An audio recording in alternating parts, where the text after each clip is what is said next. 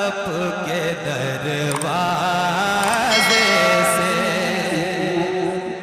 कि क्या मदीना है,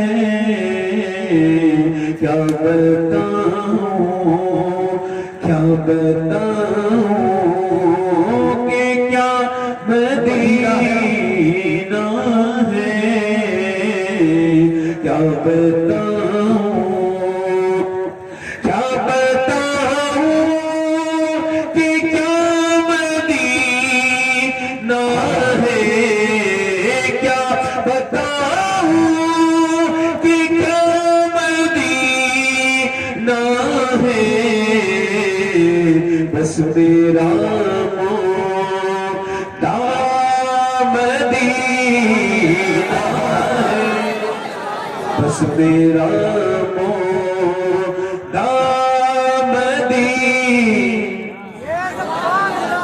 और दुनिया वाली तो दर्द देते हैं, दुनिया वाली तो दर्द देते हैं, दर्द दिल की दवा मदीना।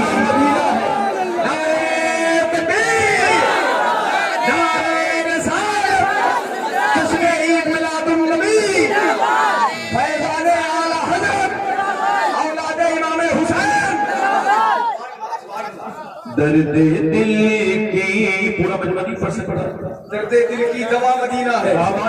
हुजूर की याद आपके दिल का दर्द की दवा नहीं बनती है। अल्लाह फरमाते हैं उनकी निसार कोई कैसे ही रंज में हो, जब याद आ गए हैं सब कौन भुला दिए। जरा पढ़ो मेरे साथ, दर्द दिल की दवा, पूरा बचपन पढ़ो, दर्द दिल की दवा दर्द दिल की, एक दूसरे को मेरे साथ पढ़ो, दर्द दिल की दवा। एक बार मदीना देखो जाके, जिसने मदीना नहीं देखा ना उसने कुछ नहीं देखा। खुदा की कसम अल्लाह ने कोई जमीन पे कोई ऐसा शहर नहीं बनाया, न उसने अपने हबीब की तरह दूसरा कोई बनाया, न मदीने की तरह दूसरा कोई शहर बनाया। मदीना देख लो, मरने से पहले देख लो। ये जो कहते हैं मदीने से बुलावा नहीं आ रहा है, ये जो तुमने फ्लाइट खरीदे हैं, ये गाड़ियां खरीद रहे हो, वहां से बुलावे खूब आ रहे हैं, मदीने से बुलावा नहीं आ रहा। चोरी करते हो, मोहब्बत करते हो, उसमें भी चोरी करते हो। बैंकों में अकाउंट भरे हुए हैं, कब्र में लेके जाओगे पैसे। इतने बहुत सी गड्डियां हैं तुम्हारे पास, और पहले बच्चों की शादी कर लें और मर जाओगे तो तुम बच्चों की शादी नहीं होती। क्या अकीदा है आपका? हिंदुस्तान में मौत आती है, वो अरब में जाके मौत आ जाएगी, हिंदुस्तान में नहीं आएगी। कौन सा अकीदा लिए फिर रहे हो भाई?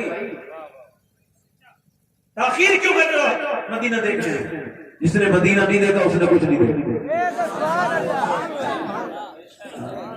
और मदीना जाना आसान है मगर आना बड़ा मुश्किल है। शेर समाप्त करें, उठ के जाऊं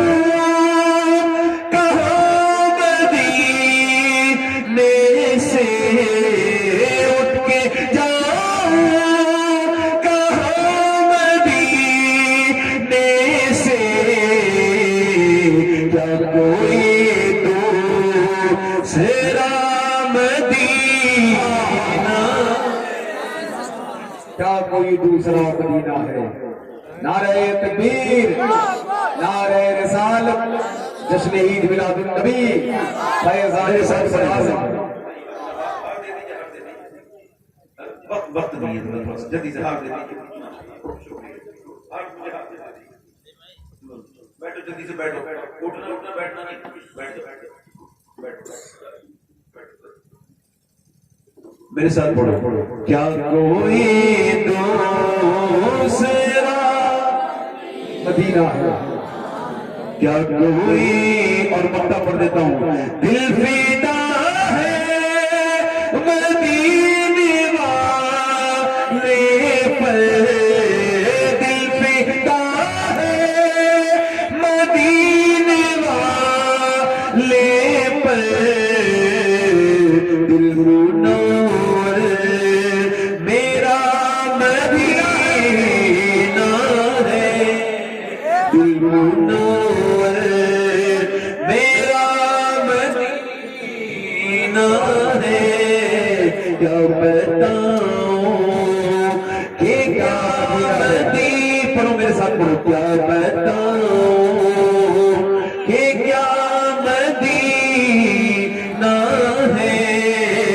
बस मेरा को दुनिया वाले तो दर्द देते हैं, दुनिया वाले तो दर्द देते हैं, दर्द दिल की दवा है। सही माँ कम करें भाई, आवाज बढ़ाएं। सही माँ पहली माँ काफे अमनो अमान,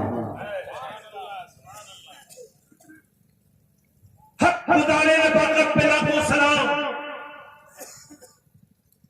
उसूल है दुनिया का कि दुनिया में जिस औलाद ने अपनी माँ को छोड़ा वो औलाद बर्बाद हो गई।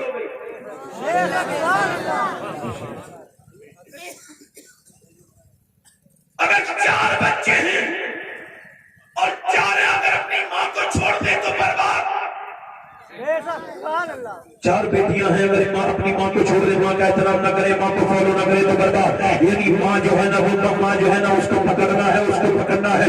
माँ तुम्हारी जन्नत और तुम्हारी दोज़ख की जो है जमानत है। अगर वो राजी है तो जन्नत है, अगर वो नाराज नहीं तो फिर दोज़ख ही दोज़ख है। इसका मतलब क्या है कि जब बच्चे अपनी माँ को छोड़ते हैं तो फिर तबाही आती है, फिर बर्बादी आती है। अब बगैर किसी मिसाल के समझ लीजिए, जब औलाद माँ को छोड़े तो सुनो फिर औलाद बर्बाद हो जाती है। और जब उम्मत की माओ को छोड़े और खदीजतुल कुबरा को भूल जाए तो उम्मत बर्बाद हो जाए।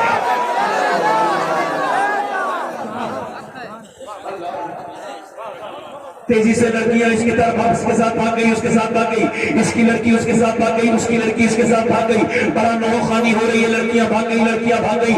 मगर इस पे कभी गौर करके रखा है, लड़कियों को भागने की प्रैक्टिस बचपन से कराई जा रही थी। उसकी माँ बदबख्त उसे बिठाल के बेकार कर रही थी। वो अपने बराबर में बिठाल के फिल्म दिखाती थी, अपने बराबर में बिठाल के नाच दिखाती थी, अपने बराबर में बैठ के उसको ड्रामा दिखाती थी, सीरियल। अब सीरियल दिखाते दिखाते जब सीरियल में कोई इमोशनल सीन आता था तो मां रोने लगती थी। और जब उसके अंदर उसने देखा कि मोहब्बतें दिखाई जा रही है जवान लड़के लड़कियों की, और जवान लड़के लड़के सीरियल में भाग रहे हैं, तो लड़की ने भी जब ये दिमाग में रखा, यही सुन सुन के, यही देख देख के जवान हुई, तो वो बड़ी होके अगर भाग गई तो इसमें हैरत की बात क्या है? इसकी माँ ने इसको दिखाया। अगर इसकी माँ ने अपनी बेटी को उस सीरियल पे रोने के बजाय अगर मुसल्ले पे रोना सिखाया होता तो बेटी भागती नहीं, बल्कि बुखारदान की नाक को इज्जत को ऊपर कर देती। और इज्जत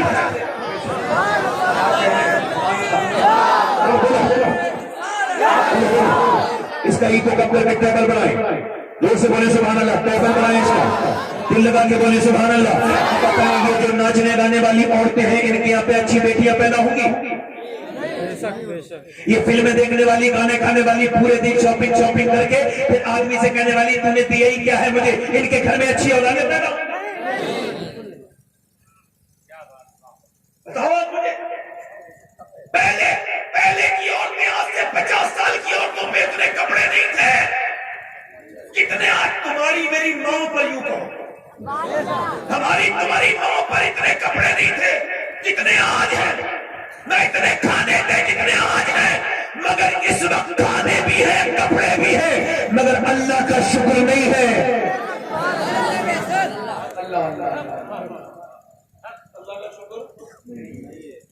अल्लाह का शुक्र। मैं जब तकरीर करता हूं तो पीछे कभी देखता नहीं। उसकी वजह यह है कि पीछे देखूंगा तो मुझे शर्म आएगी, है ना। पब्लिक जब देखती है तो मैं हैरत करता हूँ, बिल्कुल कोई बात भाई। मैं ऐसा कह ही नहीं सकता कि जैसा मुजाहिद मिल्लत ने फरमाया, जो उन्होंने कहा था मैं वो बात नहीं कहूंगा। उन्होंने ये कहा था जब मिंबर पे बैठो तो मिंबर के पे बैठने का हक अदा करो। उन्होंने कहा था, मैं नहीं कहूंगा। मैं क्यों कहूंगा भाई, मैं तो वो जो है कि मैं क्या बात कर रहा हूं, माएं नेक होती है तो बच्चे, और मैं अब किसकी बात करने चला हूं? मैं उसकी बात आपको सुनाने चला हूं कि इस्लाम सबसे पहले लाने वाली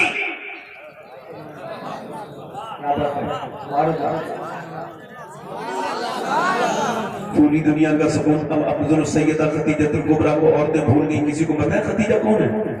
सबको पता है फिल्मी दुनिया की फला हीरोइन की उम्र कितनी है, उसके उसके उसके कितने सीरियल बना चुकी, कितनी फिल्में उसकी, फला कौन सा सीरियल में कौन सी हीरोइन आती है, कौन सी फिल्म में कौन सी हीरोइन आती है, ये सबको पता है। मगर किसी को पता है औरतों को खदीजा कौन थी, कितने दिन हुजूर के साथ रही, उन्होंने क्या कुर्बानियां दी, वो कौन थी, उनके बच्चों का नाम क्या है, उनका नाम क्या है, वो कब पैदा हुई, उनके साथ हुजूर कितने दिन रहे, वो कौन है, उनको में सैयदा खदीजतुल कुबरा किसी को पता है? मगर मेरे इमाम ने उनकी तारीफ की है, मेरे आला हजरत ने सैयदा खदीजा की जैसी तारीफ की, ऐसी उर्दू में कोई तारीफ करके तो दिखाए जैसी उन्होंने की। फरमाते सैयदी माँ, पहली माँ, काफे अमनो अमा, हक गुजारे रफाकत पे लातो सलाम। फरमाते जब मुशरिकीन असहाबे काब को परेशान करते थे तो उन्हें जाकर के सुकून मिलता था गार में, मगर सुनो मदीने में पूरी दुनिया का सुकून है। यानी हजरत गौसे आजम से लेके मौलाए कायनात तक सबसे पूछो तुम्हें सुकून कहाँ मिलता है? अबू बकर सिद्दीक से पूछो सुकून कहाँ मिलेगा तो कहते हैं नबी के पास। और से पूछो सुकून मिलता है तो कहाँ मिलता है?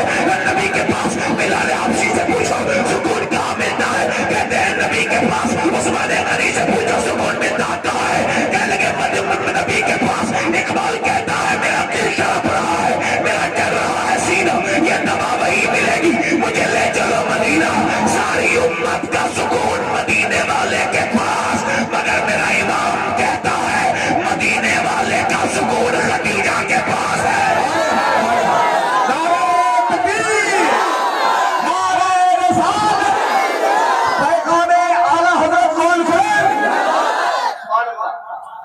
फरमाते जैसे असहाबे काफ को गार में सुकून मिलता था वैसे ही खदीजा के पास जाके सरकार को सुकून मिलता था। सरकार का सुकून खदीजा के पास। खदीजतुल कुबरा का जिक्र कर रहा हूं, किसका बोलो? खदीजतुल कुबरा का जिक्र कर रहा हूं, हुजूर की पहली बीबी, साबिकून में सबसे पहली। ये उलमा इकराम की तरतीब है कि हजरत अबू बकर सिद्दीक जवान, हजरत अली बचपन में ईमान लाए और सैयदा खदीजा औरतों में, ये उलमा की तरतीब है। वरना जिस दिन गारे हिरा पर पहली वही नाजिल हुई उस दिन कलमा पढ़ने वाली का नाम खदीजा है। जोर से बोलो सुभान अल्लाह, जोर से बोलो यार, जल्दी बोलो। कलमा पढ़ने वाली का नाम यानी हुजूर ने 5 की 5 आयात जब नाजिल हुई तो किसी मक्के के मर्द को नहीं सुनाई बल्कि खदीजतुल कुबरा को सुनाई। क्यों? मेरे नबी जानते थे औरतों में दीन बड़ा जरूरी है। औरतों की गोद में तो बच्चे पलते हैं, तो आपने खदीजतुल कुबरा को इस वजह से सुनाई कि मैं खदीजा को सुनाऊंगा और खदीजा अपनी बेटी फातिमा को सुनाएंगी और यही कुरान पे फातिमा हुसैन को सुनाएंगी और फिर इसी कुरान को करबला के मैदान में हुसैन ने पे चढ़ के सुना देगा।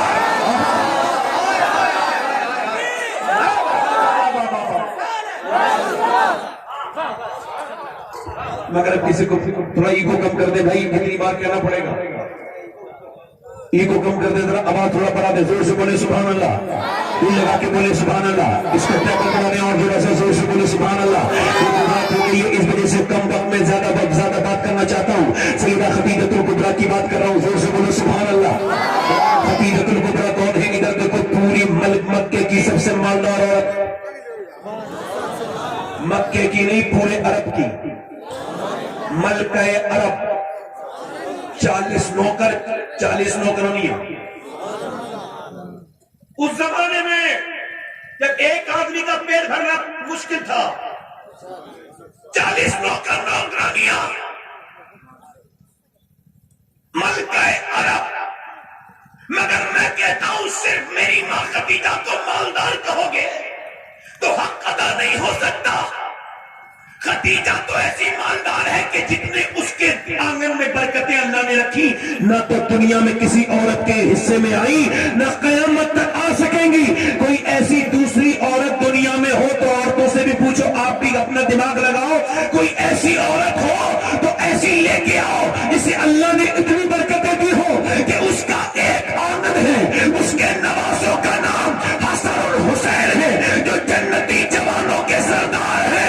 उसकी बेटी का नाम फातिमा है, जो सारी जन्नती औरतों की सरदारा है, और उसके दामाद का नाम मौलाए कायनात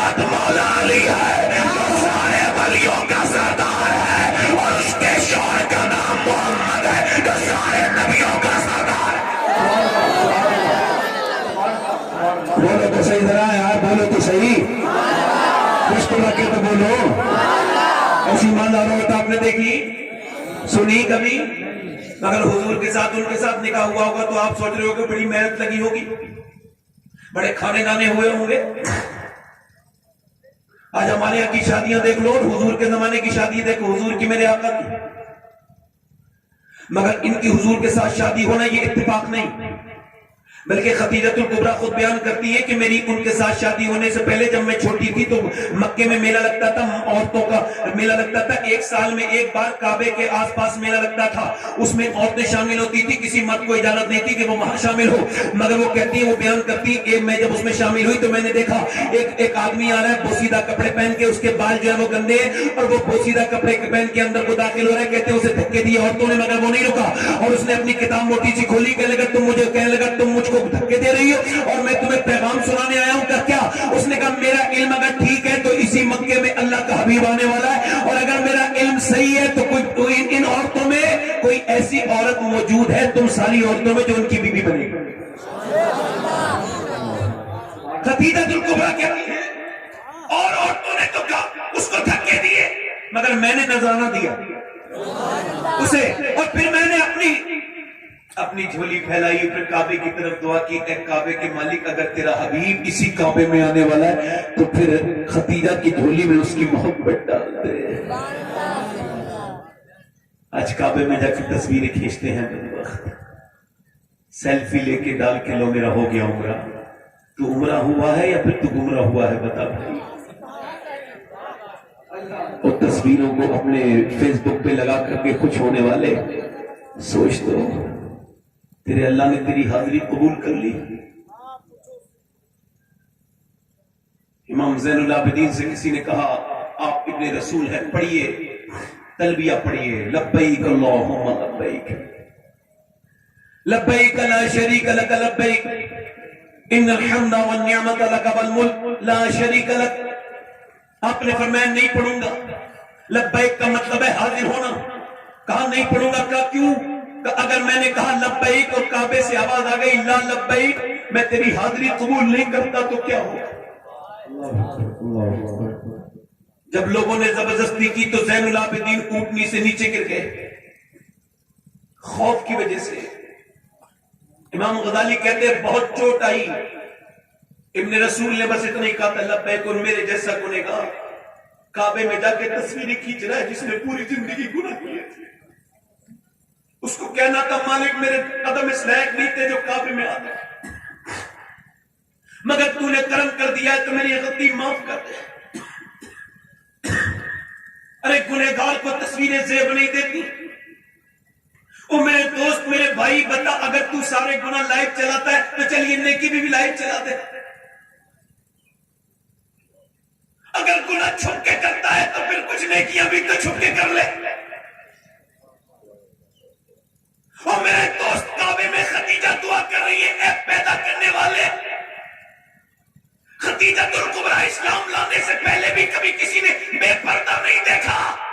वो डायरेक्ट किसी से बात भी नहीं करती थी, अपनी खादिमा से बात करती थी, खादिमा नौकर से बात करती थी और नौकर पार्टी से बात करता था। अब जरा गौर करो, जो इस्लाम लाने से पहले इतनी पर्दा करती है, इसका मतलब यह है क्यों नहीं करती पर्दा? उनकी गोद में हुसैन की अम्मी को जो खेलना था। बोलो तो सही, अगर आज दिल से सुन लोगे तो अल्लाह उन तुम्हारी सबकी बख्शिश कर देगा। तो मैं खतीजतुल कुबरा का जिक्र कर रहा हूं, आज जन्नतुल माला से दुआएं दे रही होंगी वो कि मेरी औलादें आज मुझे याद कर रही हैं, जिसे सब भूल चुके हैं खतीजा को मैं उनका जिक्र कर रहा हूं। कौन खतीजा? तवज्जो करो, सैयदा खतीजा कहती है मैं दुआ मांग के अपने घर गई, फरमाती है कि मैं सोई थी, रात में मैंने ख्वाब में देखा कि मेरे घर में जो है ना सूरज आ रहा है और सूरज ने पूरा घर रोशन कर दिया। फरमाती है मैंने पलट के ख्वाब में से मेरा ख्वाब, मेरी जो नींद खुली, मैं बरका बिन नौफल के पास गई, मैंने ऐसे ख्वाब देखा कि सूरज मेरे घर में आएगा, पूरे घर में रोशनी होगी। उसने कहा अगर तेरा ख्वाब सच है तो तेरे घर में अल्लाह का हबीब आएगा। कहती है खतीजा में एक बार बेवा हुई, दूसरी बार बेवा हुई, मेरा बाप मर गया, मेरा भाई मर गया, सारे मर गए। फरमाती अब मैं अकेली थी, मेरी बकरियां चोरी होने लगी, मेरे माल को नुकसान होने लगा। मक्के में ज्यादातर बदतमीज लोग रहते थे, तो मैंने अबू तालिब को बुला के कहा, ऐ जनाब अबू तालिब, आप मेरी मदद कर देगा, क्योंकि मेरे काफिले में लोग जाते हैं तो मेरी चोरी कर लेते हैं, मेरी बकरियां बेच देते हैं और वो कहते हैं भेड़िया खा गया, आप पर मेरे ऊपर मेहरबानी करें, मैं बेवा औरत हूं। उन्होंने कहा तो मैं तो नहीं जा सकता, बूढ़ा हो गया हूं, मैं तो मक्के से बाहर नहीं जाता। तो मैंने आपको आपके लिए थोड़ी बुलाएगा। फिर तब मैंने सुना आपका भतीजा है जो आप पूरे दिन मजदूरी करते हैं, उनका नाम मोहम्मद है, पूरे दिन मजदूरी करते हैं और शाम को जाकर के गरीबों में अपनी मजदूरी के पैसे दे देते हैं। सब कहो सल्लल्लाहु अलैहि वसल्लम। जनाब अबू तालिब बोले हाँ मेरा भतीजा है, तो मगर वो गैरतमंद है, आएगा नहीं। तो आप कहिए उनसे एक बार। सैयदा नफीसा भी गई, उनकी नौकरानी, और जनाब अबू तालिब ने भी कहा। जब दोनों ने कहा तो हुजूर उनके घर की तरफ चल दिए। जब हुजूर उनके घर तशरीफ लाए तो सैयदा खदीजा क्या बयान कर दी, कहती मैं झुक के कोई काम कर रही थी, समझ रहे हो मेरी बात को नहीं, मैं झुक के कोई काम कर रही थी तो मैंने देखा अचानक मेरे घर के हर रूम में उजाला उजाला हो गया, रोशनी। मेरा घर न पूरब की तरफ था न पश्चिम की तरफ चेहरा था, न सूरज निकलता था तब रोशनी आती थी, न ढलता था तब रोशनी आती थी। जब मेरे घर में सूरज ही सूरज, रोशनी रोशनी हो गई, मैंने कहा या अल्लाह कहीं ऐसा तो नहीं है कि सूरज ने अपना रास्ता बदल दिया, निजाम शम्सी बदल गया। क्योंकि मैंने पलट के देखा तो सूरज ने रास्ता नहीं बदला था, बल्कि पर्दे के पीछे आमना का लाल खड़ा था और चेहरे की रोशनी का आलम यह था कि मेरे पूरे घर में नूर ही नूर था। मेरा बरेली का ताजदार पुकार उठा, खुर्शीद था किस जोर पर, और क्या पर के चमका था कमर, और बेपर्दा जब गोलू हुआ यह भी नहीं।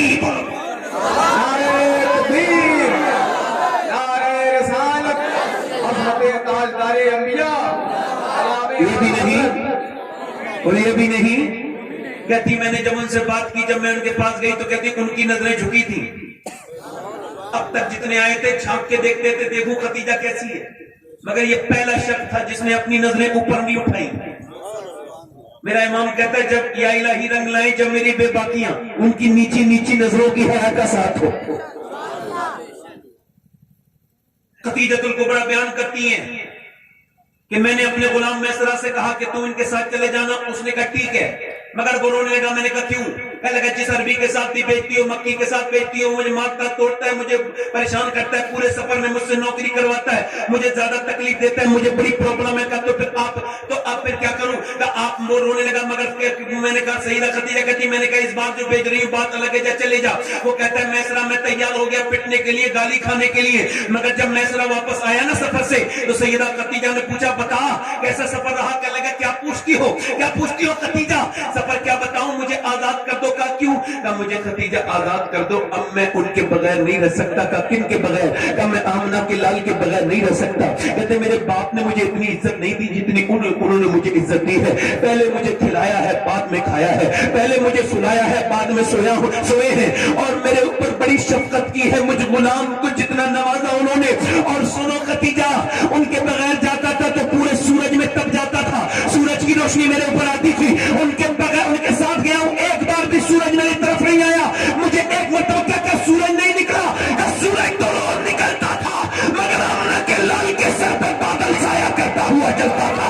अल्लाह अकबर। कहता है वो मिस्रा मैंने देखा था कि वो जिस पेड़ के नीचे जाके बैठे उसकी जो छांव थी वो खत्म हो चुकी थी। पहले बरातें भी पेड़ के नीचे रुकती थी जाके, तो पेड़ के नीचे छांव खत्म हो चुकी थी। वो जब हुजूर जाके बैठे तो मक्के वाले उन्हें देख के मुस्कुराने लगे, यानी हुजूर को छांव नहीं मिली। तो कहता मैंने अचानक देखा पेड़ ने सबको छोड़ दिया, आमना के लाल के ऊपर झुक गया। बोलो तो सही, आमना के लाल के ऊपर झुक गया।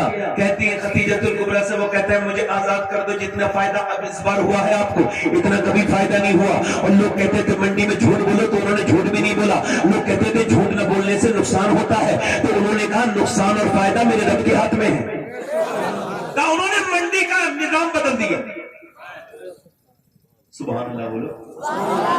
खदीजतुल कुबरा के दिल में मोहब्बत आ गई, रिश्ता भेज दिया, नफीसा को भेजा, और लोग शादी करना चाहते थे खदीजतुल कुबरा से पैसे की वजह से, मगर आपने मना कर देती थी, मगर हुजूर को खुद पैगाम भेजा, सरकार ने फरमाया ऐसे जवाब नहीं दूंगा।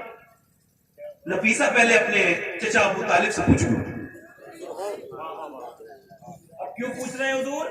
क्यों? ताकि ये लड़के सवाल करते हैं ना कि माँ बाप के बगैर मर्दी की शादी करना कैसा है। माँ बाप को नाराज करके शादी करना हराम है, निकाह हो जाएगा, जैसे शराब पीने से नशा हो जाता है तो हराम।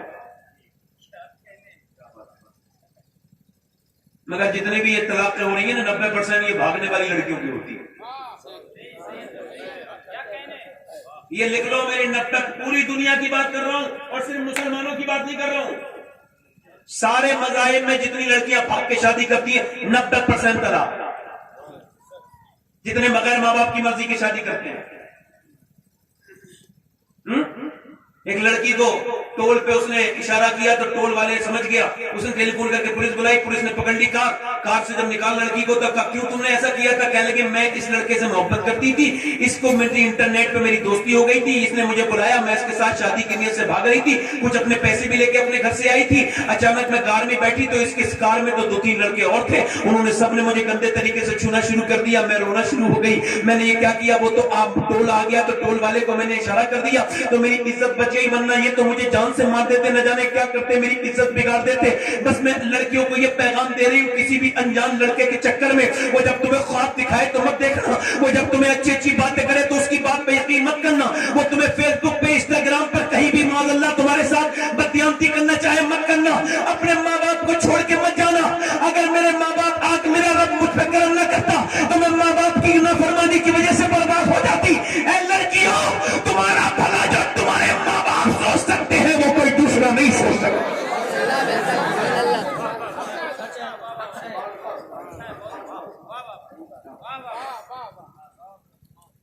हुजूर ने रिश्ता कबूल कर लिया, अबू तालिब ने इजाजत दे दी, हुजूर को मशवरे की जरूरत नहीं है, मगर सरकार ने इस वजह से मशवरा किया कि मेरे उम्मती समझ जाए ये सुन्नत भी है और इसमें बरकत है। बोलो तो सही जरा, सुन्नत भी है उसमें, जल्दी बोलो, सुन्नत भी है और इसमें, सुन्नत भी है और इसमें, सुन्नत भी है और इसमें बरकत भी है। यानी माँ बाप से शादी पूछ के शादी करना सुन्नत भी है और उसमें, जरा जोर से बोलो जरा ताकत हो जाए, सुन्नत भी है उसमें बरकत भी है, सुन्नत भी है और उसमें बरकत भी है। और आगे की बात सुनो, हुजूर दूल्हा बन के गए हैं एक बेवा औरत के घर। किसके घर? बोलो, बेवा के घर जाती है, बनाते हैं बड़े लड़कों की। मुसलमानों है तो मुसलमान मगर इनके तरीके अक्सर तरीके गैर मुस्लिमों की तरह। बेवाओं से कोई निकाह कर ले तो ऐप समझते हैं, बेवा से भी शादी कर ले, बेवा को मनहूस समझते हैं, बदबख्त। मैं कहता हूं नौजवान, अगर तू ये चाहता है अल्लाह तुझसे राजी हो जाए तो देख ले कोई मुआशरे में बूढ़ी कोई और लड़की, कोई बेवा, उसके बच्चे हों, उन्हें बाप की जरूरत हो, उस औरत को आदमी की जरूरत हो, तो उन बच्चों के सर पे हाथ रख देना और उस औरत का हाथ थाम लेना। कोई राजी हो ना हो मगर अल्लाह राजी हो जाएगा। बोलो, दिल को अच्छी लग रही बात मेरी? दिल को अच्छी लग रही ना? तो जरा जोर से बोलो। उस दिन हम कामयाब हो जाएंगे जिस दिन हम अपने लड़कों के लिए माल वाली नहीं बल्कि दीनदार औरत तलाश करेंगे। मगर अपना जवान कहते हैं मैं अपनी पसंद से शादी करूंगा, मैं अपनी पसंद से शादी करूंगा, जैसा मैं हूं वैसी शादी करूंगा, मैं अपनी पसंद से शादी करूंगा, अपनी पसंद के बगैर मैं शादी नहीं कर सकता क्यों? चूंकि मैं जवान हूं और कुंवारी लड़की से शादी करूंगा, हैंडसम हूं, स्मार्ट हूं। तो सुन, अल्लाह ने हसीन बहुत बनाए मगर जैसा हमने का लाल हसीन बनाया ऐसा ना तो अल्लाह ने कभी बनाया ना मेरा रब बनाएगा। तू शाहे खूबा, पूरा मत पढ़ो, तू शाहे खूबा,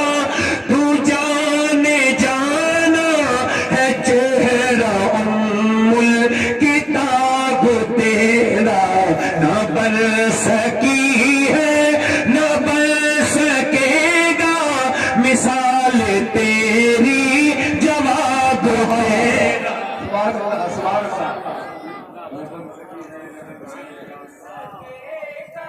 मिसाल तेरी जवाब तेरा। हुजूर की शादी हो गई, जरा जोर से बोलो सुभान अल्लाह। अच्छा, एक सैयदा खदीजा की ऊपर एक बात और याद आ रही मुझे। इधर देखो कि उलमा तशरीफ रखते हैं, जो एक बार हुजूर को देख ले और ईमान पे मर जाए वो सहाबी, और सहाबी के बदले गैर सहाबी हो नहीं सकता। अगर गैर सहाबी पूरी जिंदगी सजदे करे फिर भी सहाबी के एक सजदे की बराबरी नहीं कर सकता। जो एक बार आए 1 घंटे के लिए, कितने घंटे के लिए बोलो, 1 घंटे के लिए, उसकी फजीलत का आलम यह है। तो जो खदीजा 28 साल हुजूर की गुलामी में और खिदमत में रही है, उनके मर्तबे का आलम। उनकी शादीशुदा जिंदगी है 28 साल। कितने साल? 38 साल। कितने साल? 38 साल। कितने? 38। 38 साल हुजूर की शादीशुदा जिंदगी कितनी? और 38 में हुजूर ने 28 साल एक अकेली सैयदा खदीजा के साथ गुजारे। अगर आपका ज़ौक़ जिंदा हो तो एक बात और बयान करूं, जरा जोर से बोलो सुभान अल्लाह। सैयदा आयशा सिद्दीक़ा वो है जो हुजूर को कुंवारी मिली है, मगर खदीजा वो है जिन्हें हुजूर कुंवारे मिले हैं।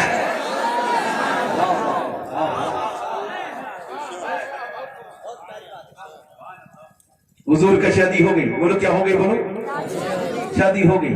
अच्छा, शादी के बाद सबसे पहले जो मामला खराब होता है माँ बाप से।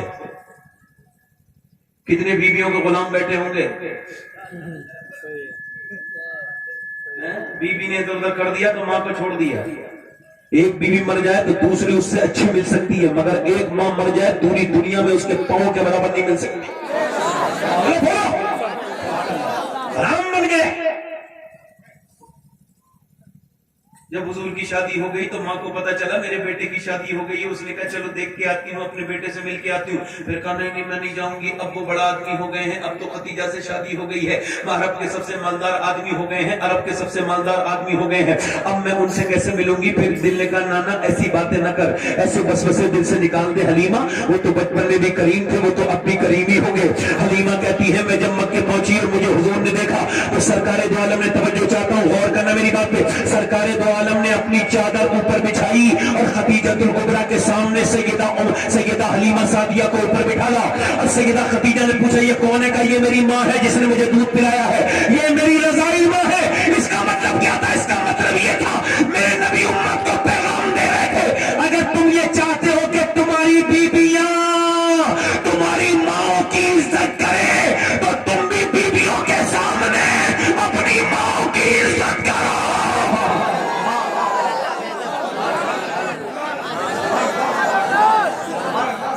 खत्म कर दूं, अगर नहीं बोलोगे तो खत्म कर दूंगा, वरना जोर से बोलो सुभान अल्लाह। हाथ लगा के बोला कर, जोर से बोलो सुभान अल्लाह। जरा और तो बोलो, इसका मतलब क्या है कि माँ के बीवी के सामने अगर इज्जत करोगे तो बीवी भी इज्जत, और जब तुम खुद ही अपनी मम्मी के साथ बदतमीजी करोगे। बरकतों के तावीज इधर उधर से लेते हो, कभी माँ की दुआएं लेके देखो, किसी तावीज में वो बरकत नहीं जो माँ की दुआओं में बरकत है। किसी तावीज वाले को बुरा न लगे, मैं तावीज की अजमत कम क्यों नहीं, मगर बात माँ बाप की चल रही है। माँ बाप की दुआएं ऐसे लगती हैं जैसे नबियों की दुआएं लगती हैं। आज बाप मर जाए तो फिर ड्रामे शुरू हो गए, तीजा करो भारी, 40 में भारी करो, खिलाते हैं सबको, उसकी रूह को तकलीफ होती होगी, इसने जीते जी मुझे नहीं पूछा, मेरे मरने पर खुशियां मना रहा है। आजकल बाप बाप की बेइज्जती बड़ी हो रही है दुनिया में, बहुत तकलीफ हो रही है बाप बाप के साथ। मुझको बड़ा अफसोस है, माँ बाप के साथ बड़ी बदतमीजियां हो रही है। मैं एक बार माँ बाप चले जाएं तो फिर दूसरी बार माँ बाप नहीं मिलते। देखो एक बात सुनो, हजरत सैयद रिजवान मियां साहब क़िबला तशरीफ ला रहे हैं। वादा करना खड़े होगे मगर जाओगे कोई, जाओगे तो नहीं भाई कोई। दिल लग रहा आप लोगों का मेरी बातों में नहीं लग रहा। मैं किसका जिक्र कर रहा हूं बोलो? सैयदा। और अगर कोई दिल में दुआ हो तो मांग लेना, इंशाअल्लाह कबूल होगी इस जिक्र के दौरान। सैयद रिजवान मियां साहब क़िबला तशरीफ ला रहे हैं, आप हजरात उनका इस्तकबाल करें। नाज़िम साहब आप हम सब खड़े होकर इस्तकबाल करेंगे हजरत, और बाकी लोग नारे तकबीर। नारे तकबीर